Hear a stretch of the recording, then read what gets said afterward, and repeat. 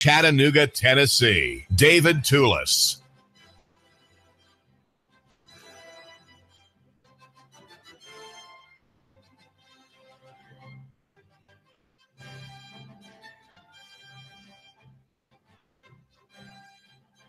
Yes, David Toulis, thanks for tuning into my program. I hope you had a good start of your day here in Chattanooga, East Ridge, Red Bank, Soddy Daisy, and Tiftonia. I still call it Tiftonia. Sorry.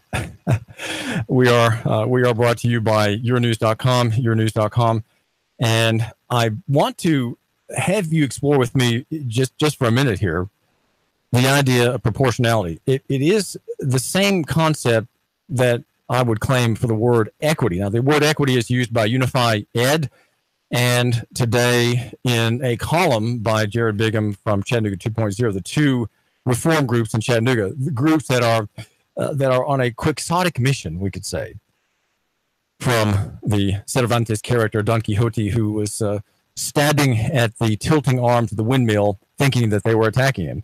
Right, that is Don Quixote, a very humorous story indeed. And they're trying to reform public education to bring about change. Right, change is the goal. Though I would say change should be the method, but there needs to be a fixed idea at the end to which the change arrives. Right, at the end of change, you have a point at which you've arrived. What is that point? Perhaps that argument is a little unclear in some of this discussion here in Chattanooga. But we are live on Facebook, and I want you to take a visit quickly to Facebook at Nooga Radio and like our page if you're a regular listener, and read when you have a chance my very fine essay on Rhonda Thurman. And it came out after she ran in a writing candidacy for the county commission and won about a third of the votes, which is a very high number for a writing candidate. And the TFP had a long think piece about her by Kevin Hardy, and it came out after the voting, and as if somehow, well, if we ran it before, even though it's a hit piece, she might get elected on account of our reporting about her. That was, I think, the fear on the city desk and at the Chattanooga Times Free Press. And so I wrote, and you can read this at Facebook at Nooga Radio. Read my piece. I wrote about how even though it was a hit piece with the worst kind of headline and the most editorializing kind of language, the life of Rhonda Thurman comes through that text. It comes through and is charming and attractive enough to have the person overwhelming the editorial discretion and the editorial wisdom that converted Kevin's piece into a slammer against a candidate who would have perhaps gotten more votes on account of the article, but it came out after the election. You know, an odd phenomenon in the local press. John Wilson had a couple of days after Demetrius Coonrod won her seat on the city council, a remarkable story about her past indiscretions, her past crimes, her dealings with law, courts, judges, prisons, bank robbers, and remarkably colorful people came out after the election. And maybe John thought, well, she's a good person. She's repented of her sins. And we don't want to put this out beforehand for her to have to overcome. And so we'll wait until after the election. So it's happened twice, and I wonder about that. And I'm glad Demetrius Coonrod won. Don't get me wrong. I'm glad she won. But the closer to the election that piece was being written and assembled, the more urgent it was for it to run immediately without delay, so that from the fallout of it, Demetrius Coonrod and her supporters could have answered the questions. And it would have been very difficult to answer, I think, given how common many people are. Not you, my listener, of course, not you. You are more uncommon because you tune into the David Toulis Show and want to be informed about local economy and free markets here in Chattanooga. Thanks for giving me just a minute of your time. The number, if you want to join in the program, 800-8949, 800-8949. The proportionality problem, I'm going to have to divert. We've got education today, big time, and we're going to meet today a free market player in the educational field in the School of Language, the Chattanooga School of Language here in Chattanooga, providing a marketplace solution to many people, nonprofit organizations, big companies like like Wacker and Volkswagen. And Lori Stevens is the entrepreneur. She's an entrepreneur, a go-getter. And I want you to meet her because she is the answer to the problem we're discussing. She and people like her and that in the educational services field, they are the future. Just as they are the replacing parties. They're the parties to replace Hamilton County Public Schools, and which should be shut down. Hamilton County schools should be shut down for reasons we haven't even mentioned today, and that is the prospect of a massacre. They are a massacre magnet, and they should be shut down. They should be abated as a public health threat, where the man with the gun will take anywhere from 1 to 25 lives, and we're all just waiting for it to happen. We're all steeling ourselves for the bad news that will roll across the news waves on that dreadful day, if God ordains it, right? Of course, that's in God's providence. We don't know. What is God's providence?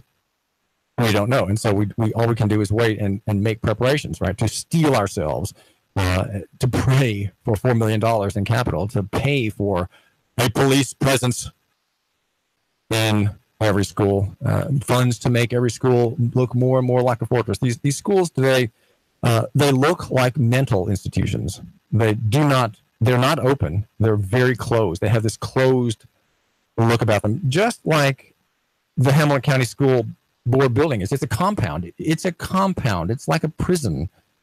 It has a rolling steel gate that you go in and out of with barbed wire, with concertina wire on top, right, to keep out the people who might bring injury to staff and maintenance people and the whole corporation. It's a corporation. It's not a separate corporation legally from the county, but it is its own. It doesn't have its own financial report, but it is part of the. It is an enterprise. I think it's an enterprise fund, but it is a serious place, and it's waiting for the worst, and schools should be shut down for reasons apart from the ones we're mentioning today.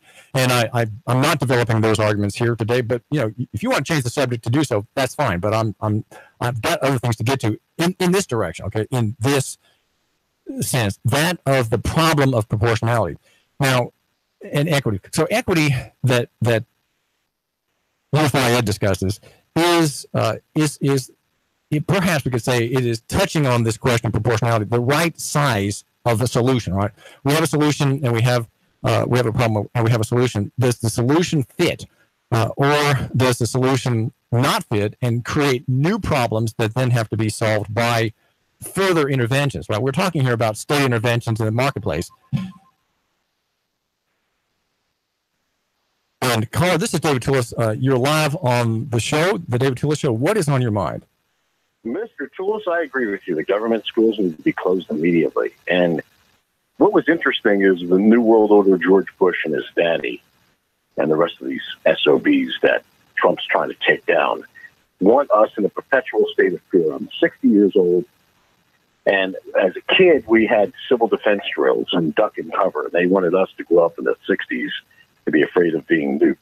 And really, the kids were never afraid. They were like, well, whatever. And if it happens, we're not going to know it anyway. So it really didn't scare anybody. But after the attack in 9/11, and I can't prove it was anything but being complicit as to what happened there. Yeah, they needed to create fear in the minds of people now that we have no real enemy. You have to be constantly afraid so government can protect you. We don't need more money to protect Hamilton County schools. Sheriff Jim Hammond can't protect the schools. No one can protect you. I come from a family of cops. They cannot protect you. It's impossible. If someone wants to get you, they're going to get you. The problem is the psychotropic drugs that are fed these kids, and they use the gun as a tool. The schools are a failed system to keep kids complicit, afraid, and docile. What are your thoughts? Well, I appreciate Mike. Thanks for calling. Schools are about compliance and consumption. They're important training centers in what effectively is a religious doctrine of pragmatism. Pragmatism, of course, doesn't work, but the theory, at least outwardly, is that pragmatism is always finding the best solution for what works. It is a principled meaning a non-principled way of doing things. It is sort of supra-ethical. It is outside of ethics because it's not going to be held back by ethical considerations, or I would say by considerations of God, right? That if you don't have God as your external standard of right and wrong, then you have to be pragmatic, and morality changes according to the circumstances and the needs. And you are often solving problems that occurred by your earlier solutions to earlier problems, which had a pragmatic base and did not have a principled base. They were sort of outside of morality, right?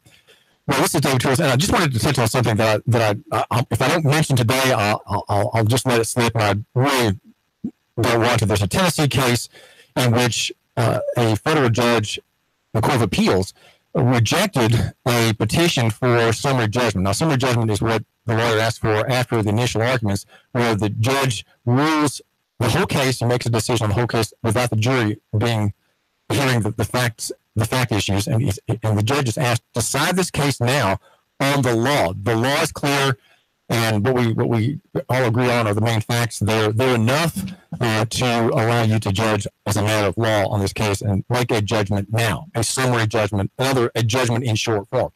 Summary is a word that I think is important to use when we have executive state action, because the state often acts summarily without thinking in short form. And the case is Dennis McGee, which is the administrator of his son Dylan, slain by a cop. And the defendant is Thomas Moulton, who is a Madison County, Tennessee sheriff's sergeant. Madison County is between Nashville and Memphis. And the story is about, the court is ruling there has to be a trial on the facts, because the facts are disputed and the courts don't judge facts. Their jurisdiction is only on points of law, and to be the venue for facts to be disputed or argued. And so what happened was the report was made about the young man Dylan, and it was said that he had assaulted somebody and held this person against his will. So there was a complaint filed about him. And the officer, Thomas Moulton, learned that, well, he's over here at this gas station, next to a store and gas station. And so they came up to the car, blocked the car partway at an angle. Two officers who were not wearing their standard uniforms. It was not it was not a sheriff's cruiser. They did not have emergency lights. These lights were not activated. They were not in uniform. And again, the car was unmarked, though they were wearing their regular armor. And the word deputy was printed on the front and back of Moulton's clothing. But it was covered because he had his gun out. Okay, he had his gun out. They blocked the car in which the young man, Dylan, and a friend were. And Dylan turned the wheel hard to the right and pulled away past the cruiser. And now the question is about the shots fired. And the cop says, well, he gunned the engine toward him. However, testimony from other eyewitnesses and the plaintiff's ballistic expert suggests that Moulton was not directly in front of the car, and that McGee turned his steering wheel all the way to the right, away from the officer and toward the exit that was left by the parked car. And the complaint is under USC 42, 1983, assault, battery, intentional infliction of emotional distress, outrageous conduct. And the facts are disputed, but there's enough of a factual difference for the judges on the appellate level to say, no, there has to be a trial on the facts. And it seems that the cop fired from the side. I mean, the bullets came in the side door. And if you're shooting at it across from the side, it's not hitting you, right? It's not anywhere near hitting you. And so there's some standards about the perspective of the reasonable officer that has to be considered. Not with 20/20 hindsight. There's a case called Jefferson that makes that point. You can kill. The use of deadly force is possible constitutionally if the officer has probable cause to believe that a suspect poses a threat of serious physical harm, either to the officer or others. Okay, there's that threat. This young man was said to be armed. Okay, that was one reason the gun was pulled again. Someone just said something. The third standard is that, as a matter of law, an officer cannot shoot a non-dangerous fleeing felon. Whether a suspect is non-dangerous and is based on the facts known to the officer at the time of the incident. Our reasonable analysis must embody allowance for the fact that police officers are often forced to make split-second judgments in circumstances that are tense, uncertain, and rapidly evolving about the amount of force that is necessary in a particular situation. That's citing a 1989 case, Graham versus Connor. However, where the suspect poses no immediate threat to the officer and no threat to others, the harm resulting from failing to apprehend him does not justify. So in other words, it's an assault case, and the man is not believed to be wanting to kill anybody else, and so you can't use lethal force against him, okay? You can't use a summary executive state action against this person. And there are the questions just quickly here on what is the prospect of the defendant, the suspect, hurting others, the severity of the crime at issue, okay, assault, whether the suspect poses an immediate threat to the safety of the officer or others, two, and whether the suspect is actively resisting arrest or attempting to evade arrest by flight. Ultimately, our analysis turns on whether Knowlton had an objectively reasonable belief when McGee posed an imminent threat of serious physical harm to him when he shot McGee. And so this is a question, a Tennessee case, Madison County, and the High Court is saying there has to be a trial on this. The cop, of course, is pleading qualified immunity. In other words, I'm immune by the fact I'm wearing this uniform, and I have an executive power that is makes me immune. I'm free from any claim because of my executive position, and that is something that is a new development. And this is David Toulis, and the number is 800-8949, 800-8949. What is on your mind, caller? Thanks for joining in. This is David Toulis. Now, the other case I wanted to mention was the Edward Zello case. Again, a little bit of snow on a bumper brought about an arrest in Vermont. And the officer, a state trooper in Vermont, could not see the registration sticker, though he could see the whole license plate. The sticker was somewhat obscured by a tiny little ridge of white on the black bumper. And it was a racial question. He was black. He made his arguments before the Court of Appeals. And he was stopped and searched. And because on the window of the car was a bottle of Visine and an air freshener, well, clearly that's probable cause to think that there's marijuana in here. And so we're going to stop Mr. Zello in his 2005 Pontiac Sunfire in Wallingford, the year is 2014. And he refused to consent to search. Well, good for him. Good for him. But notice now what happens when you assert your right. You're going to be left out in the cold. And again, summary judgments and the proportionality problem. Cops are trained disproportionately, and that's why we are calling for new training regimes in Chattanooga and Hamilton County, where de-escalation and treating, that is to say, conversation, local economy thinking, reigns, and the cop is not the enemy and the threat. The cop should not be the threat anymore. But Mr. Zello was threatened, and here's what happened to him. He was stranded. The cops impounded his car to search it with a warrant, right? They have to go get a warrant. That means they have to take his car. Well, what about you? Well, you just get out. Get out and walk. Well, it's 23 degrees, and Mr. Zello was stranded 8 miles, and the officer courageously refused to let him reach into his car to get his billfold and his phone. So he had to walk 8 miles to sanctuary.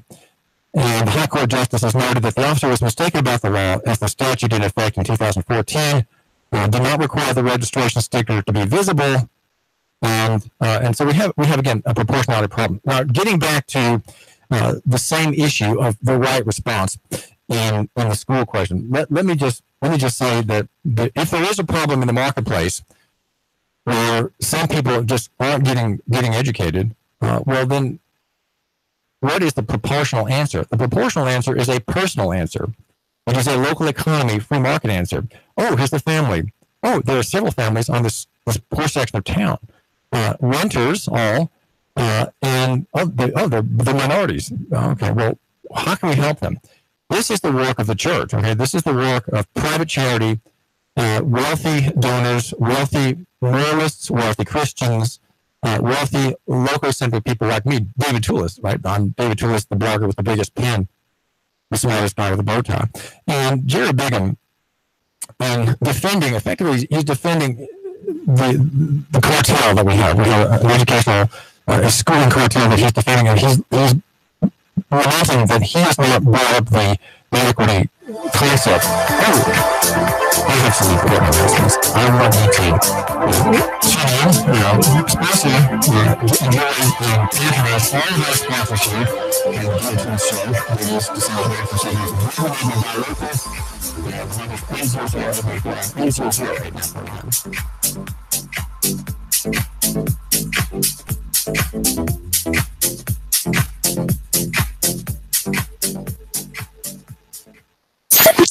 3, 2,